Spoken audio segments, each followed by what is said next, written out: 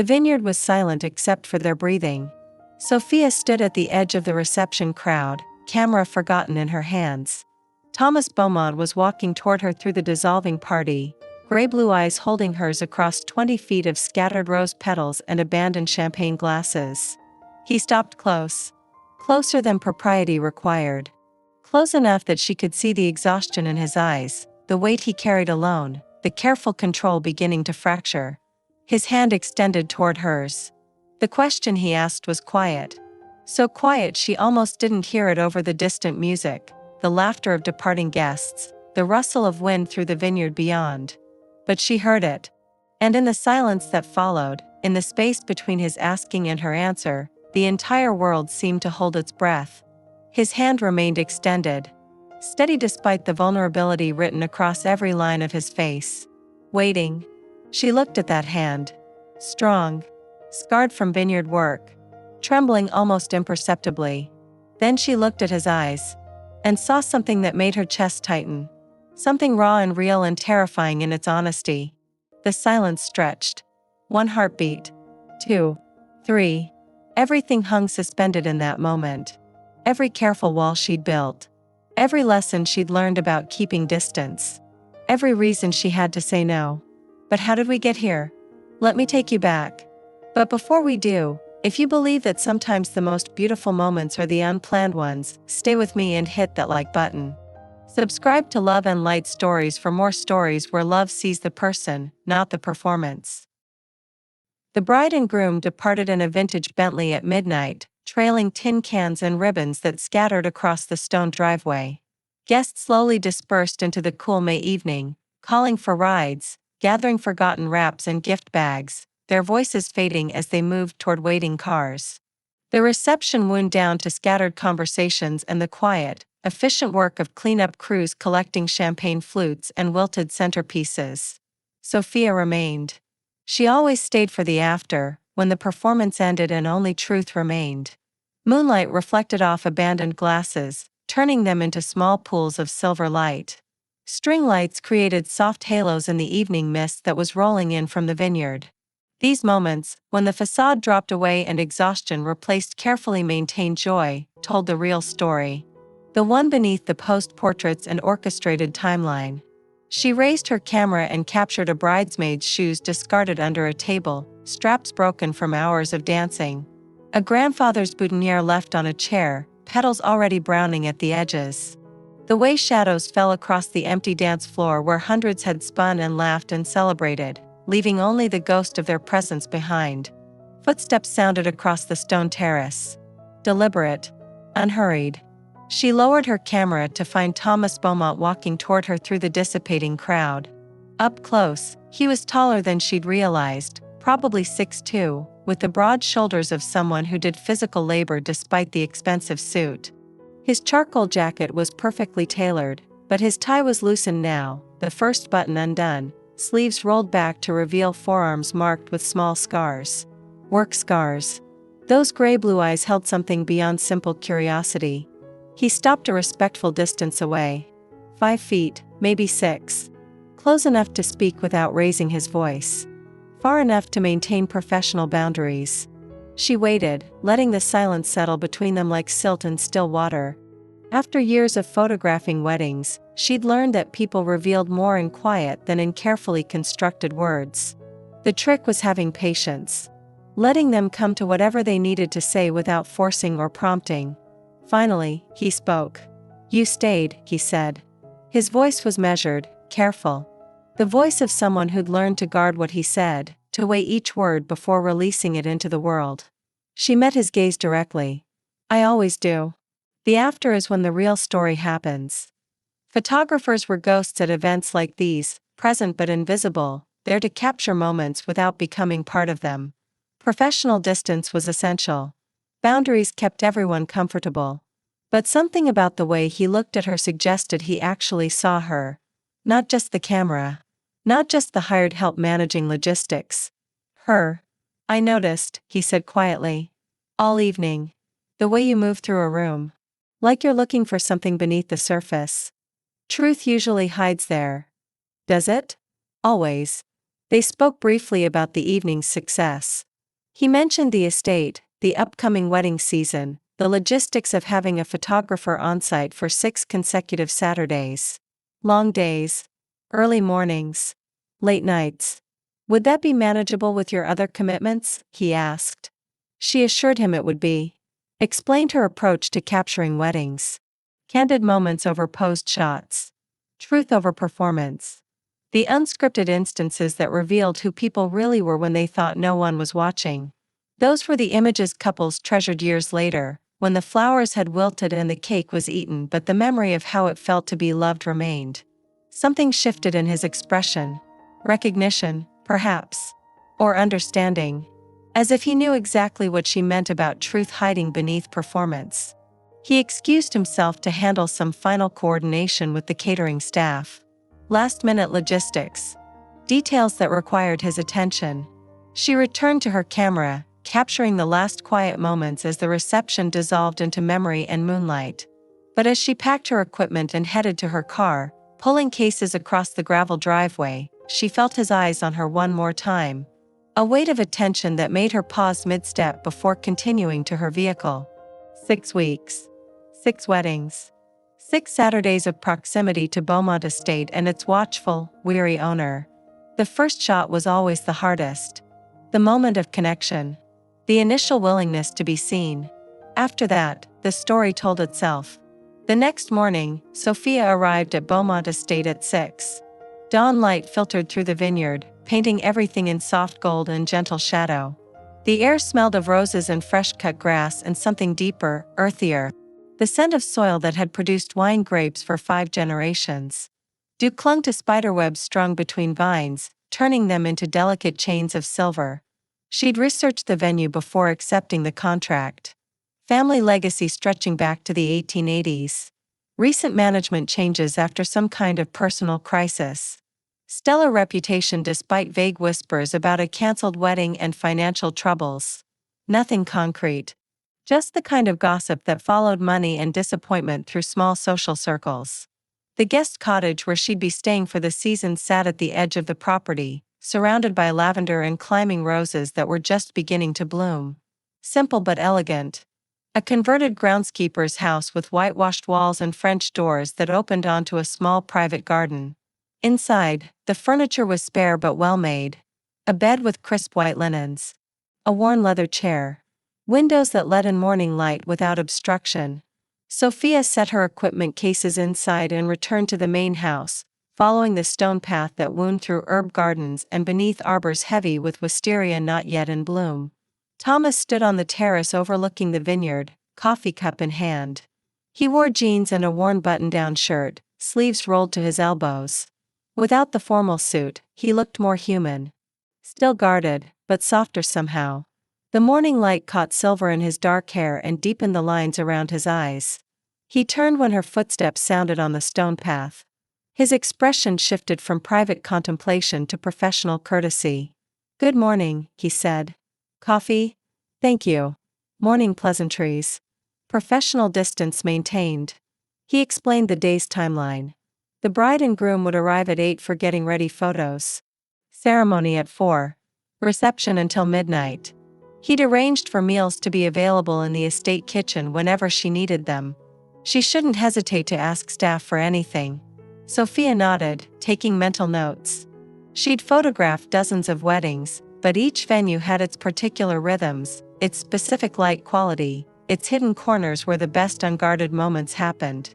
Thomas offered to show her the grounds, pointing out locations that worked well for portraits. The rose garden with its weathered stone fountain where water trickled over moss-covered cherubs. The olive grove where dappled light created natural drama and depth. The vineyard rows that stretched toward the hills, creating leading lines that drew the eye toward distant mountains. As they walked, Sophia noticed small things. The way Thomas touched a grapevine leaf with unexpected gentleness, checking for disease or pest damage with practiced fingers. How his shoulders tensed when his phone buzzed in his pocket, jaw tightening before he deliberately ignored it. The careful distance he maintained as they moved through the property, as if closeness itself carried risk he wasn't willing to take. They reached the old wine cellar, descending stone steps into cool darkness that smelled of oak and aging wine. Barrels lined the walls in neat rows. The temperature dropped 20 degrees, raising goosebumps on Sophia's arms. Thomas explained the history without prompting. 5 generations of Beaumonts making wine from these same vines. His grandfather teaching him to walk between the rows before he could read, showing him how to feel the ripeness of grapes with gentle fingers. His father's vision to expand into events, creating beauty that extended beyond bottles and tastings. Making the estate a place where people celebrated love and family and all the vulnerable, hopeful things that mattered. Sophia listened, capturing not just his words but the weight beneath them. Loss. Legacy. The burden of carrying something larger than yourself. The fear of being the generation that failed. When they emerged back into sunlight, she saw him differently. Not just the owner. Not just another client managing logistics and timelines. Someone trying to hold together pieces of something broken, using nothing but will and exhaustion and the desperate hope that effort would be enough. He excused himself to meet with vendors. She began her work, familiarizing herself with angles and light quality, mentally mapping the flow of the day ahead. But the image that stayed with her wasn't of light or composition or perfect framing. It was Thomas in the wine cellar, touching those ancient barrels with reverence and grief. Carrying the weight of generations on shoulders that looked strong enough to bear it but shouldn't have to carry it alone. The third wedding arrived on a Saturday in late May when the vineyard was in full bloom and the air tasted of approaching summer. Sophia had fallen into an easy rhythm with the estate's patterns. She knew which stairs creaked, which windows caught the best morning light, where shadows pooled in the late afternoon, creating dramatic backdrops for portraits. She also knew Thomas's rhythms. The way he rose before dawn to walk the vineyard rows. How he took his coffee black and strong. The small tells when stress tightened his shoulders or uncertainty shadowed his eyes. The careful distance he maintained, professional courtesy layered over something deeper that neither of them acknowledged. That morning, she found him in the rose garden at 6, examining a climbing variety that had begun to wilt despite the recent rain. He knelt in the dirt, hands gentle on damaged leaves, studying the problem with focused intensity. Sophia approached quietly, camera around her neck out of habit. Professional armor and shield combined. Fungus, she asked softly. He glanced up, surprise flickering across his features before settling back into guarded courtesy. Aphids, he said. Small problem now, but it'll spread if I don't address it. She watched him work. The practiced efficiency of his movements. The care he took even with something as simple as garden pests. The way his shoulders relaxed fractionally when focused on a solvable problem instead of the larger, more complicated issues that weighed on him. You care about the small things, she observed. He sat back on his heels, brushing dirt from his hands. The small things matter most, he said quietly. They're what builds the foundation. What creates beauty. What makes the difference between thriving and merely surviving. The words hung between them, weighted with meaning that extended far beyond roses and aphids. Sophia lowered herself to sit on the garden bench nearby. Morning dew soaked through her jeans but she didn't move. Sometimes the moment mattered more than comfort. Can I ask you something? She said. Thomas turned to look at her fully. Wariness flickered in his eyes but he nodded. What happened? She asked. The whispers mention a cancelled wedding. Financial troubles. But those feel like symptoms, not causes. The wariness became something harder. Self-protection. The armor of someone who'd been hurt and learned not to expose the wound again. For a long moment, she thought he wouldn't answer. That she'd overstepped professional boundaries and pushed into territory marked private and dangerous. Then he spoke. Her name was Rebecca, he said. His voice was measured, controlled. But underneath ran a current of pain that time hadn't fully healed. We were engaged. Wedding planned for 2 years. Invitations sent. Venue booked. Everything arranged down to the smallest detail. He paused, jaw tightening.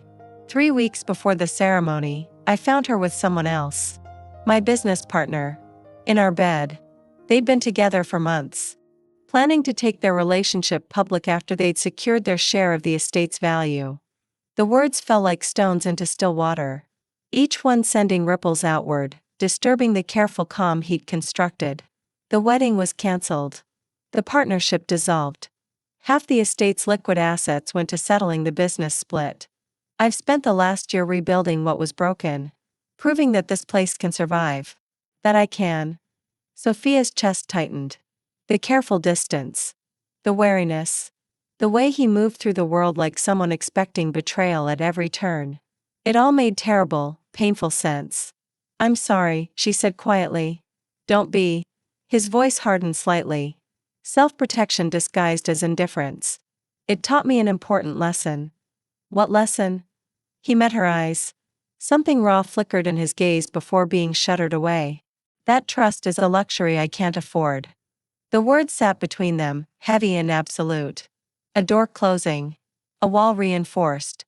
A decision made to keep the world at arm's length rather than risk being destroyed again. Sophia understood.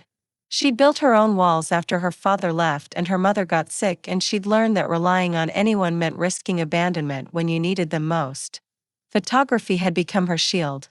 The camera creating necessary distance between herself and the vulnerability of actual connection.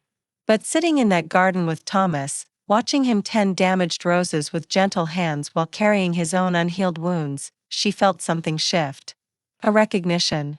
A kinship between two people who'd learned to survive alone but were beginning to wonder if survival was enough. The small things, she said softly. They build foundations. He looked at her. Really looked. And for a moment, the careful control fractured enough to reveal the exhaustion beneath. The loneliness.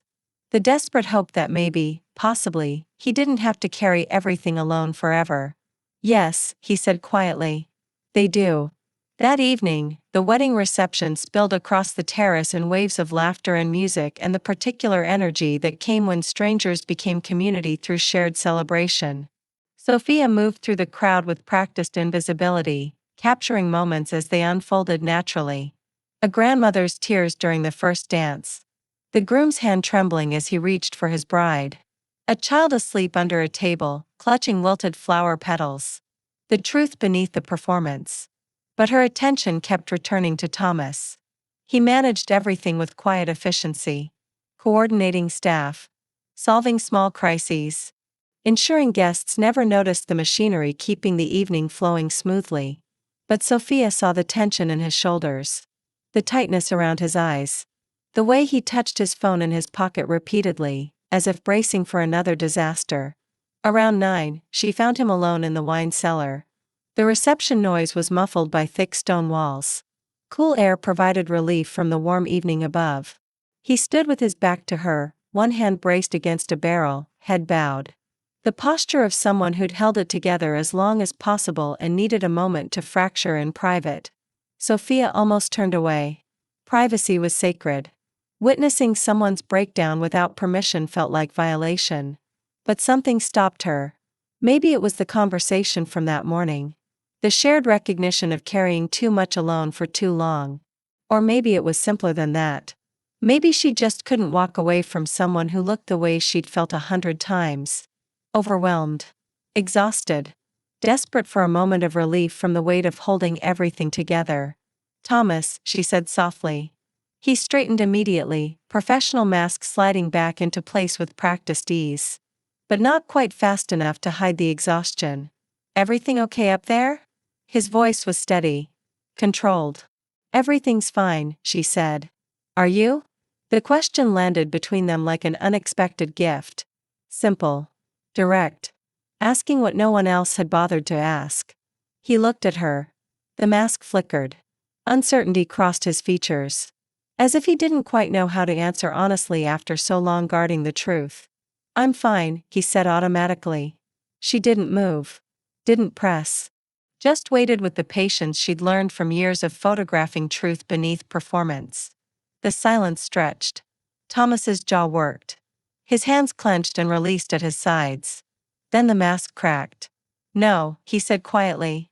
I'm not fine. I'm tired. I'm worried the estate won't recover fast enough.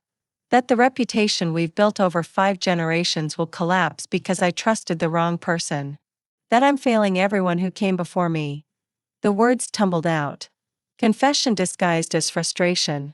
The kind of honesty that only emerged when control finally fractured from bearing too much weight for too long. Sophia moved closer. Not touching. Not invading his space. Just close enough to offer presence without pressure. You're not failing, she said firmly.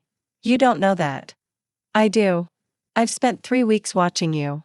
You care about every detail. Every person. Every moment. You're carrying this place on your shoulders because you love it too much to let it fall. That's not failure. That's the opposite. He turned to face her fully. The distance between them narrowed. Close enough that she could see the silver in his hair, the lines around his eyes, the exhaustion he hid from everyone else. You see me, he said. Not a question. An observation weighted with something between wonder and fear. Yes. Why? The question was simple but the answer was complicated. Because she recognized herself in him. Because loneliness spoke to loneliness. Because watching someone strong enough to be gentle with damaged roses made her wonder what it would feel like to trust that gentleness herself. Because you're worth seeing, she said instead. His breath caught. For a moment, the world narrowed to just them in that cool darkness. Two people who'd learned to survive alone, discovering that maybe, possibly, they didn't want to anymore. Thomas lifted his hand. Hesitated. Then gently tucked a strand of hair behind her ear with careful, deliberate slowness. His fingers lingered against her cheek. Warm despite the cellar's chill. Thank you, he whispered. For what, he didn't specify. For seeing him. For staying. For offering presence without pressure. For being someone who understood that survival wasn't the same as living. Sophia covered his hand with hers. Held it against her face for 1 heartbeat. 2. Then footsteps sounded on the stairs above. Reality intruding on the fragile moment they'd created. Thomas stepped back. The distance returned but felt different now. Less like walls and more like patience. The recognition that some things couldn't be rushed no matter how much you wanted them. They returned to the reception separately. Professional boundaries maintained. But something had shifted between them in that cool darkness. The first crack in carefully constructed defenses. The beginning of wondering if maybe, possibly, trust didn't have to be a luxury neither could afford. The fourth Saturday arrived with June heat and the particular weight that came before a storm. Sophia woke to gray skies and humidity that made her skin feel sticky before she'd even left the cottage.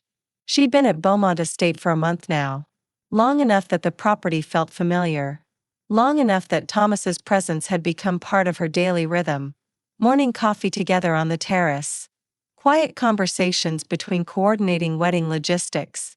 Moments of connection that grew deeper despite their mutual wariness about letting anyone close. That morning, Thomas wasn't on the terrace. Sophia found him in his office, staring at his laptop with an expression that made her stomach drop. Tension radiated from every line of his body. His jaw was locked tight. Hands clenched into fists on the desk. What's wrong? She asked from the doorway. He looked up. The professional mask was gone, replaced by raw fury barely contained beneath a thin veneer of control. Victor Morrison, he said. The name came out sharp and bitter. Sophia recognized it from her research. Thomas's former business partner. The one who'd been sleeping with his fiancée while planning to gut the estate's value. What did he do? Thomas turned his laptop so she could see the screen. An email. Long and detailed and filled with legal threats about partnership agreements and breach of contract and demands for additional compensation beyond what had already been paid in the dissolution. Pure malice disguised as legal recourse. An attempt to destroy what Thomas was rebuilding simply because he could. Sophia's hands curled into fists. She'd photographed enough people to recognize cruelty when she saw it. This wasn't about money or contracts. It was about power. About crushing someone who dared to survive betrayal and come out stronger. Can he do this? She asked quietly. My lawyer says no. The settlement was clear. But fighting it will cost time and money I don't have. Even if I win, he'll have damaged the estate's reputation just by making the accusations public. Thomas stood abruptly, pacing to the window. His shoulders were rigid with tension barely contained. Fury and helplessness warring beneath the surface. Sophia wanted to offer comfort. Wanted to cross the room and wrap her arms around him and promise that everything would be okay. But they weren't there yet. Hadn't earned that kind of intimacy despite the growing connection between them. So she offered what she could. Fight him, she said firmly. Thomas turned. What? Fight him? Don't let him destroy what you've built. Yes, it'll cost time and money. Yes, it'll be hard. But you've already survived the worst he could do. You're still standing. The estate is thriving. Don't let him take that away through intimidation. Something shifted in Thomas's expression. The fury transformed into something harder. More determined. You believe that? I know it. I've watched you rebuild this place day by day. I've seen the care you put into every detail. Every person. Every moment. That's real. What he's threatening is just noise. Empty threats from someone who can't stand seeing you succeed without him. Thomas crossed the room in 3 strides. Stopped close enough that she could feel the heat radiating from his body. See the silver in his eyes turn molten with emotion too complicated to name. You're extraordinary, he said softly. Do you know that? Heat flooded Sophia's cheeks. She wasn't used to being seen this directly. To having someone look at her not as the photographer capturing other people's moments but as a person worthy of attention and admiration. I'm just being honest. Exactly. His hand lifted, hovering near her face. May I? The question was simple but the answer was weighted with meaning. Permission. Respect. The recognition that touch required consent even when the desire was mutual.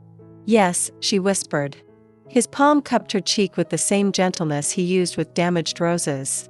Warm and steady despite the fury still thrumming beneath his skin. Thank you, he said. For being here. For seeing me.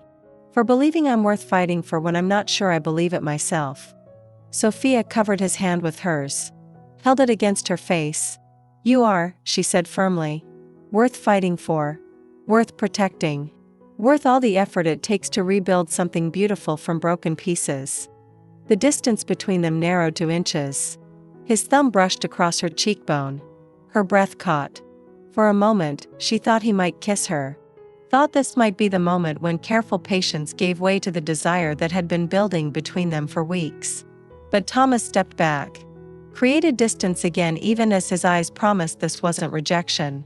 Not yet, he said quietly. Not when I'm this angry. Not when I might be using you as a distraction from something I need to face directly. Sophia's chest tightened with something between disappointment and profound respect. He was right. They both knew it. Some moments deserved to be chosen deliberately, not fallen into as escape from pain or fear. She nodded. Stepped back. Let the professional distance return even as something deeper settled between them. The recognition that they were building toward something real. Something worth the patience required to do it right. Thomas returned to his desk. Pulled up his lawyer's contact information. Made the decision to fight rather than surrender to intimidation.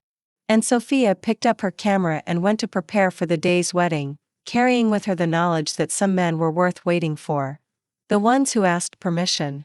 Who chose presence over pressure. Who understood that real connection required time and patience and the willingness to do things right even when rushing would be easier. The storm broke that evening during the reception. Rain lashed the windows and sheets. Thunder rolled across the vineyard like artillery fire. Lightning illuminated the sky in brilliant flashes that turned everything momentarily silver. The wedding continued inside. Guests clustered in the great hall, dancing beneath crystal chandeliers while the storm raged beyond thick stone walls. Sophia captured the intimacy created by weather forcing everyone closer together. The shared experience of celebrating love while nature demonstrated its power beyond human control. Around 10, she stepped onto the covered terrace for air. The space was deserted, protected from rain by a deep overhang but open to the storm's energy. Wind whipped her hair across her face. The air smelled of wet earth and ozone and something electric. She didn't hear Thomas approach over the storm's noise. Only became aware of his presence when he appeared beside her, shirt soaked from rain, hair plastered to his forehead. Checking the perimeter, he said in response to her questioning look. Making sure the storm isn't causing damage. They stood together, watching lightning illuminate the vineyard in stuttering bursts of brilliance. The violence and beauty of nature unconcerned with human attempts at control. My lawyer filed the response, Thomas said after a moment. Morrison's threats are baseless. The case will be dismissed. Good. Good, he echoed. Then, quieter. You were right. About fighting. About not letting him destroy what I've built. Sophia turned to look at him. Rain dripped from his hair down his face. He looked exhausted and determined and somehow more present than she'd ever seen him. As if making the decision to fight had lifted some weight he'd been carrying. I'm glad, she said softly. He met her eyes. The distance between them felt charged with more than just the storm's electricity. Earlier, he began. When I said not yet, I didn't mean I don't want to. I do. God, I do. Sophia's breath caught. I know. Do you? He stepped closer. Do you know that I think about you constantly? That I've been trying to figure out how someone I hired to photograph weddings became the person I most want to talk to? That your presence has become essential to how I move through my days? The confession hung between them, weighted with vulnerability and hope and the terrifying honesty of someone who decided to risk being seen despite every lesson that taught him to hide. Thomas, she whispered. I'm not good at this, he continued. Trust. Vulnerability. Letting anyone close. The last time I did, it destroyed me. But watching you these past weeks, seeing how you care about truth and beauty and the small moments that matter, I keep thinking maybe I could try again. Maybe with the right person, it wouldn't end in disaster. Lightning flashed, illuminating his face in brilliant detail. The hope. The fear. The desperate courage it took to offer himself again after being broken. Sophia reached up and touched his face. Let her palm rest against his rain-wet cheek. I'm scared too, she admitted. I've spent years behind the camera, observing other people's lives rather than living my own. Keeping distance because closeness meant risking being left when I needed someone most. But you make me want to try. To step out from behind the lens and actually be part of the story. We're both disasters, he said with a small, self-deprecating smile. Perfect disasters, she agreed. His hand covered hers on his face. Turned his head to press a kiss to her palm. The gesture was simple but weighted with everything they'd been building toward. Permission requested and granted. Presence chosen over protection. May I kiss you? He asked. Formal despite the intimacy. Respectful despite the desire clear in his eyes. Yes, she breathed. He leaned in slowly, giving her time to change her mind. To pull away. To maintain the distance they'd been carefully protecting. But she didn't pull away. When his lips met hers, it was gentle. Achingly gentle. A kiss that promised patience and presence and the willingness to build something real one careful moment at a time. Rain fell around them. Thunder rolled. Lightning illuminated the world in bursts of silver brilliance. And Sophia kissed Thomas back, tasting rain and hope and the terrifying possibility that maybe, just maybe, they could learn to trust again. Together. Supporting each other through the storms that would inevitably come.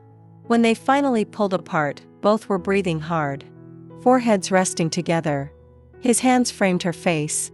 Hers gripped his soaked shirt. This is complicated, he whispered. Very. I'm still rebuilding. I know. I might fail. You won't. He pulled back enough to meet her eyes. How are you so certain? Sophia smiled. Small and soft and real. Because I've been watching you. And what I see is someone who cares about every detail. Every person. Every small thing that builds towards something beautiful. That kind of care doesn't fail. It transforms. Thomas kissed her again. Deeper this time. Less tentative. A promise sealed in rain and thunder and the shared courage of two broken people choosing to try again. The storm raged on. But for the first time in months, Thomas wasn't facing it alone. And for the first time in years, Sophia wasn't just observing life from behind the camera. She was living it. Choosing presence over protection. Trusting that some risks were worth taking even when fear warned otherwise. The sixth and final Saturday arrived in late June. The air was thick with summer heat and the particular weight that came with endings and new beginnings converging. Sophia had been living at Beaumont Estate for 6 weeks. In that time, the property had transformed from a job site into something far more significant. Home. Haven. The place where she'd learned to trust again after years of protecting herself behind professional distance. She and Thomas had settled into a rhythm that felt natural despite its newness. Morning coffee on the terrace. Quiet dinners after wedding receptions ended. Walks through the vineyard at sunset, discussing everything from business logistics to childhood dreams to the particular challenges of learning to be vulnerable with another person after being broken. They were careful with each other, respectful of boundaries and healing wounds, patient with the fact that trust took time to rebuild properly. But that morning, Sophie awoke to find Thomas already in the vineyard, walking the rows with focused intensity. She recognized the set of his shoulders. Stress. Worry. The kind that came from carrying too much alone. She found him near the old olive grove, staring at his phone with an expression that made her heart sink. "What happened?" she asked quietly. He looked up. Exhaustion shadowed his eyes. "The bank," he said. "They're calling the expansion loan. Morrison's legal threats spooked them even though the case was dismissed. They want full repayment within 90 days or they'll foreclose." The words fell like stones. Heavy and absolute. Sophia's chest tightened. "Can you do that?" "Not without liquidating assets. Selling portions of the vineyard. Destroying what 5 generations built to save what remains." His voice was measured. Controlled. But underneath ran currents of despair barely contained. "There has to be another way." "There isn't. I've run the numbers 100 times. Even with the wedding revenue, even with perfect bookings through the end of the year, I can't generate enough cash in 90 days. Not without selling land." He turned to face her fully. The professional mask was gone, replaced by raw vulnerability and grief. "I failed," he said quietly. "Just like I was afraid I would. 5 generations of Beaumonts, and I'm the one who loses it all." Sophia moved without thinking, crossed the space between them and wrapped her arms around him, pulling him close despite his attempts to maintain careful control. "You didn't fail," she said firmly against his chest. "You survived betrayal and fought to rebuild and created something beautiful from broken pieces. That's not failure. That's courage." Thomas's arms came around her, held her tight. His breath hitched once, twice, before he allowed himself to fracture in her presence. The tears were silent, but she felt them soaking through her shirt, felt the tremors running through his body as he finally allowed himself to grieve what he was losing. They stood together in the vineyard while the sun rose and painted everything in shades of gold and amber. 2 people who'd learned to survive alone, discovering that being broken together somehow hurt less than being broken apart. Eventually, Thomas pulled back, wiped his eyes with the heel of his hand, tried to reconstruct the professional mask even as his eyes remained raw and red. "I'm sorry," he said roughly. "That was inappropriate." "No," Sophia said firmly. "It was human. You're allowed to grieve. To be scared. To let someone see you broken instead of pretending you're fine." He looked at her. Something shifted in his expression. The realization that she'd seen him at his worst and hadn't walked away. Hadn't judged. Hadn't used his vulnerability against him. "I don't know what I did to deserve you," he said softly. "You asked for help instead of suffering alone. That's what you did." They returned to the estate house together, made coffee, sat on the terrace and began the painful work of accepting what couldn't be changed while looking for small possibilities within the devastation. Sophia mentioned her growing client list from the Beaumont weddings. Couples who wanted what she'd captured here. Truth over performance. Authentic moments beneath polished surfaces. She could increase her rates. Book more sessions. The income wouldn't save the vineyard, but it could help with her mother's care, freeing up other resources. Thomas shook his head. "I won't let you sacrifice your financial security for this."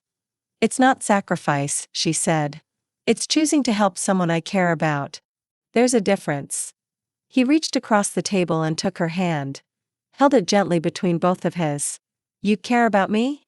The question was simple but weighted with everything they'd been building toward. The recognition that what had started as a business arrangement had transformed into something far more significant. "Yes," she said. "I care about you. Very much." Thomas's thumb traced circles on her palm. His eyes held hers with an intensity that made her breath catch. "I'm falling in love with you," he said quietly. "I've been fighting it because the timing is terrible and I'm facing financial ruin, and the last time I trusted someone with my heart they destroyed me. But watching you these past weeks, seeing how you care about beauty and truth and the courage it takes to be vulnerable, I can't fight it anymore." Sophia's eyes stung. Her throat tightened with emotion too large to contain. "Thomas," she whispered. "You don't have to say anything," he continued quickly. "I know it's too soon. I know we're both still healing. I just needed you to know that whatever happens with the estate, meeting you was worth it. These 6 weeks have been worth everything that came before." She stood abruptly, pulled him up with her, wrapped her arms around his neck and kissed him with all the emotion she couldn't put into words. When they finally broke apart, both were breathing hard, eyes bright with tears and hope and the terrifying vulnerability of offering themselves completely. "I love you too," she said. "I'm scared and it's too soon and we're both disasters, but I love you. Completely. Terrifyingly." Thomas laughed. The sound was rough and shocked and filled with profound relief. "We're perfect disasters," he said. "The best kind." They held each other as the sun climbed higher. Two people who'd learned to survive alone, discovering that together they might do more than survive. They might actually live. Whatever came next, they would face it side by side, supporting each other through the storms, building something real from the wreckage of what had been destroyed. That afternoon's wedding proceeded as scheduled. Sophia moved through her work with practiced efficiency, capturing moments of love and hope and the particular courage it took to promise forever to another person. But her attention kept returning to Thomas. He managed everything with quiet grace despite the crisis bearing down on him.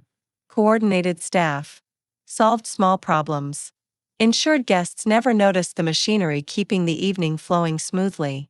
And every time their eyes met across the crowded reception, Sophia felt her heart expand with love and pride and the bone-deep certainty that whatever happened, they would weather it together.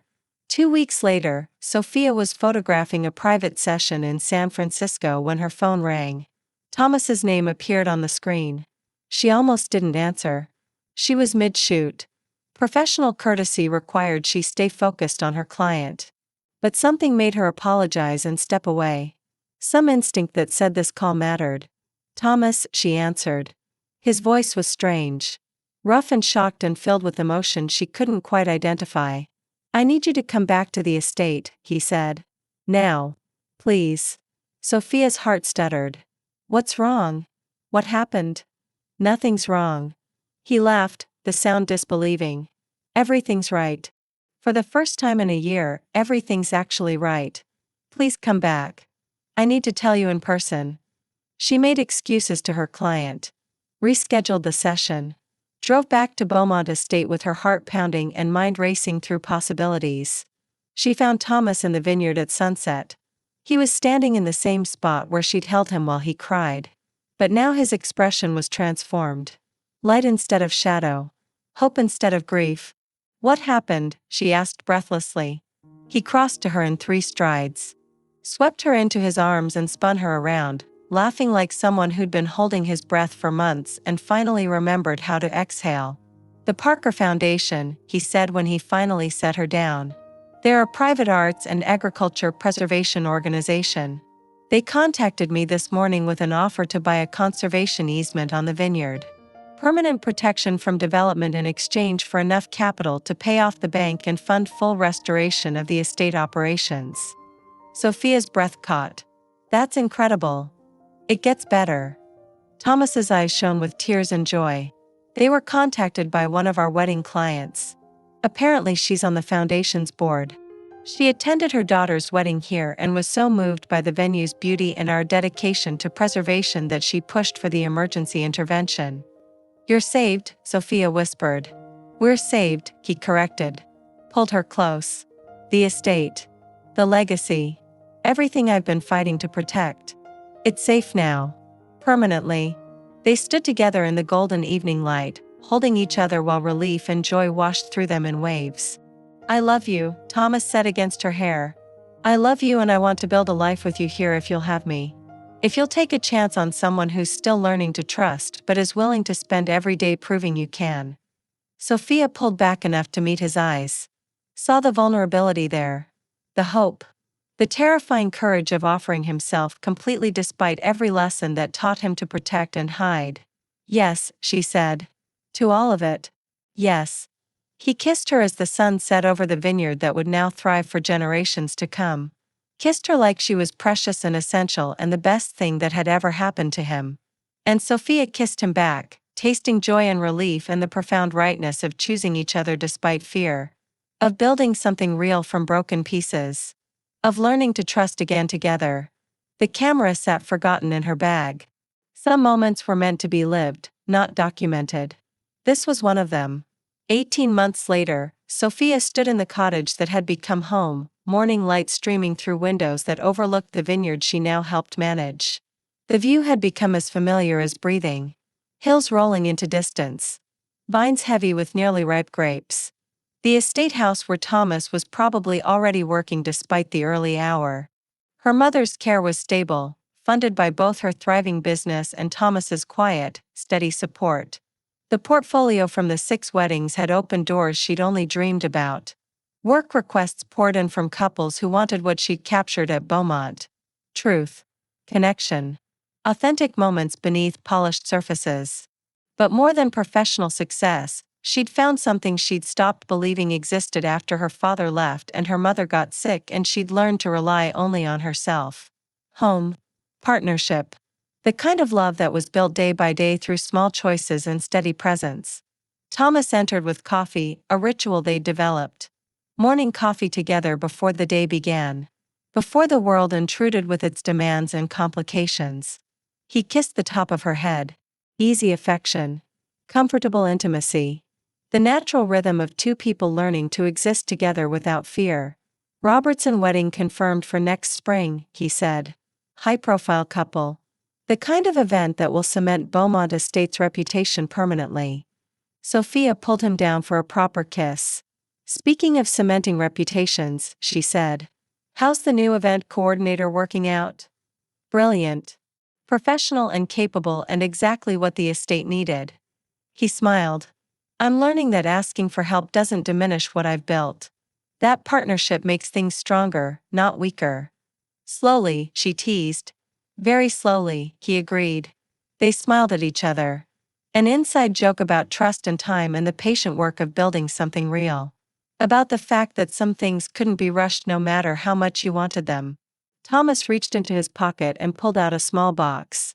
Sophia's breath caught. Not a proposal, he said quickly. Not yet. We're still building our foundation properly. Still learning each other's rhythms and wounds and the particular ways we each need to be loved. He opened the box to reveal a vintage key on a delicate chain. The master key to the estate, transformed into jewelry.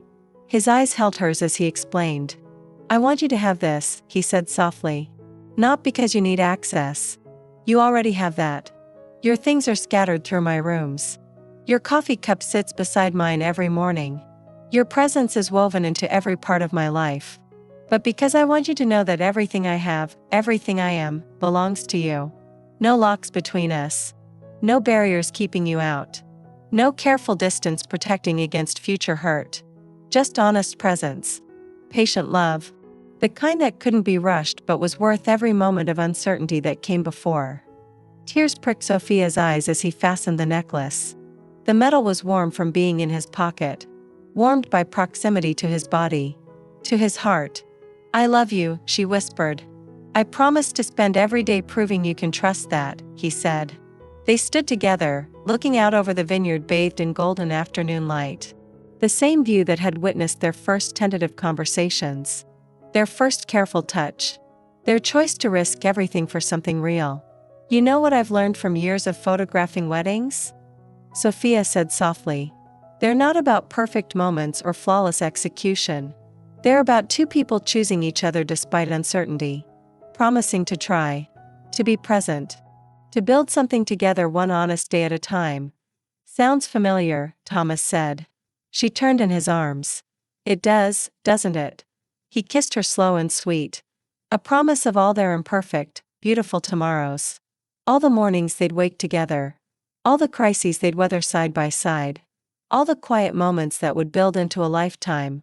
In the distance, preparations were underway for another wedding. More stories to capture. More moments of hope and possibility. More people choosing each other despite fear and doubt and all the reasonable reasons to play it safe. But this time, Sophia wasn't just the observer behind the camera. wasn't just the witness documenting other people's love stories. She was part of the story too, living it instead of only capturing it, choosing presence over protection, building something real with someone who'd learned the same hard lessons about trust and vulnerability and the courage it took to try again after being broken. That was the real story beneath all the weddings she'd photographed, beneath all the ceremonies and receptions and carefully orchestrated timelines. Not the performance. Not the perfect moments. Not the flawless execution. But the love that came after. When the guests went home and the flowers wilted and the photographs were all that remained. The quiet, steady choosing that happened every morning. The decision to stay even when staying was hard. The willingness to be seen even when being seen meant revealing all the wounded, imperfect parts. That was what lasted. What mattered. What made all the risk worthwhile. The camera could capture moments. But living them, being present for them, choosing them deliberately, that was something entirely different. And Sophia had finally learned to put down the camera and simply live. To trust that some moments were meant to be experienced, not documented. To believe that she deserved to be part of the story instead of always standing outside it. To know that the best photograph she'd ever take was the life she was building with Thomas. One honest, imperfect, beautiful day at a time. If you made it to the end, thank you for being here. Subscribe so we can keep bringing you these stories. And please, leave a comment rating this story from 0 to 10. I genuinely read every comment and your feedback means everything.